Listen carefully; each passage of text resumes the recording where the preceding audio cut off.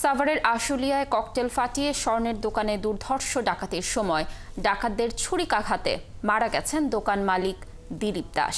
রবিবার রাত ৯টার দিকে নয়েরহাট এলাকায় দিলীপ স্বর্ণালয় নামে একটি স্বর্ণের দোকানে এই ডাকাতি হয়।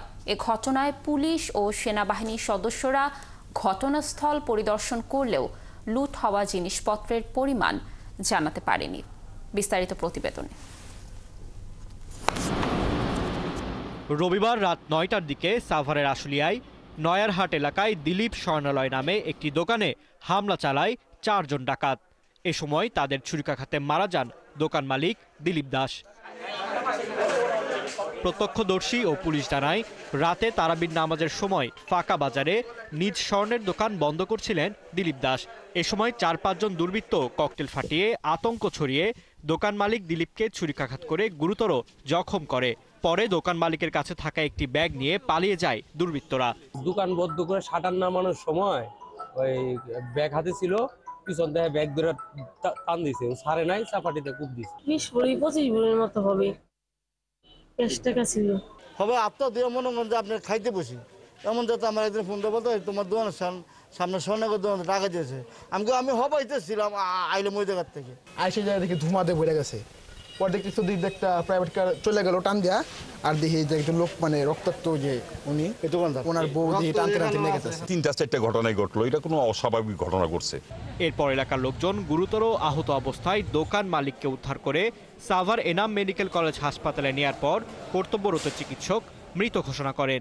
বুকে বড় ক্ষত ছিল, গালের ডান পাশে ক্ষত ছিল, পিঠে ক্ষত ছিল। আমরা চিকিৎসা শুরু করেছিলাম আর কি, তবে চিকিৎসা শুরু করেছি কিন্তু উনি মানে চিকিৎসা করতে করতেই মারা গেছে আর কি। এই ঘটনায় পুলিশ ও সেনাবাহিনীর সদস্যরা ঘটনাস্থল পরিদর্শন করলেও লুট হওয়া জিনিসপত্রের পরিমাণ জানাতে পারেনি। আমরা সর্বোচ্চ চেষ্টা করব, এখানে ওসিডিবি আছে এবং আমাদের ঢাকা জেলার সর্বোচ্চ চেষ্টা দিয়ে আমরা এই অপরাধীদের ধরে আইনের আওতায় নিয়ে আসব। এলাকার লোকজন বলছেন, সাভারে বেশ কিছুদিন হলো ডাকাতের উৎপাত বেড়েছে। আর পুলিশের পরিসংখ্যান বলছে, গত আগস্ট থেকে জানুয়ারি পর্যন্ত 6 মাসে ডাকাতি ও দস্যুতার ঘটনায় মামলা হয়েছে 1145টি, যা 2023 সালের আগস্ট থেকে 2024 সালের জানুয়ারি পর্যন্ত সময়ের তুলনায় 50% বেশি। ফারদিন নীরব, 71। দর্শক, এই ঘটনার আরও বিস্তারিত তথ্য জানাতে আমাদের সাথে যুক্ত হচ্ছেন সহকর্মী রায়ান বিন আমিন। রায়ান, এই ঘটনায় এখনো কোনো মামলা হয়েছে কিনা, আর নিরাপত্তা সংস্থা কোনো কাউকে আটক করেছে কিনা, কি বলছে পুলিশ এ ব্যাপারে?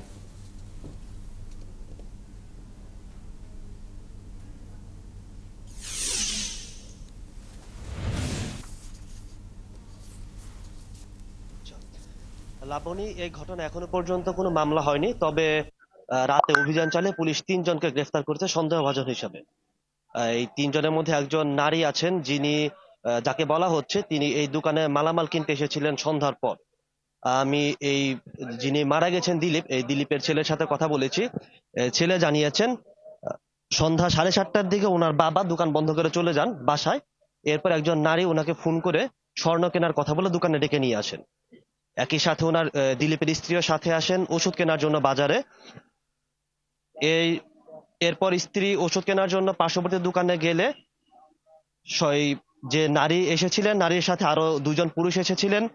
তারা প্রথমে দিলীপকে যখন স্বর্ণ কেনা শেষে দোকান থেকে বের হয়ে যাবেন দিলীপ, এমন অবস্থায় 3 জন পার্শ্ববর্তী যে রাস্তা আছে সেখান থেকে এসে দিলীপকে উপর্যুপরি চাপাতিতে আঘাত করে। 4টি আঘাত তার শরীরে আছে, যেটি চিকিৎসক জানিয়েছেন, এবং অতিরিক্ত রক্তক্ষরণে তার মৃত্যু হয়েছে। পুলিশের সাথে কথা বলেছি, পুলিশ যে 3 জনকে আটক করেছে তাদের জিজ্ঞাসাবাদ করছে। তারা সন্দেহভাজন হিসেবে আটক করেছে। আর এই বাজারে এর আগে অর্থাৎ গত 3 বছরের মধ্যে আরো 2বার ডাকাতি হয়েছে। এটি ছাড়াও আরো 2বার ডাকাতি হয়েছে। পার্শ্ববর্তী নদী আছে, নদী থেকে এর আগে একবার ডাকাতি হয়েছে এই বাজারে। পরবর্তীতে তারা বাজারে নিরাপত্তা জোরদার করেন, কিন্তু তাতেও এখানকার যারা বাজারে ব্যবসায়ী যারা আছেন তারা বলছেন যে তাতে খুব একটা কাজ হচ্ছে না। তারা চাঁদার পরিমাণ বাড়িয়েছেন নিরাপত্তার জন্য, তারা পুলিশের সহায়তা চেয়েছেন এর আগে অনেকবার, কিন্তু এই বাজারের যে ডাকাতি বা বাজারের যে ছিনতাই বা যে অপরাধ, এগুলো কোনোভাবেই কমানো যাচ্ছে না। এই ছিল আমার কাছে ঘটনাস্থল থেকে সবশেষ তথ্য। রায়ান, ধন্যবাদ আমাদের সাথে যুক্ত থাকার জন্য।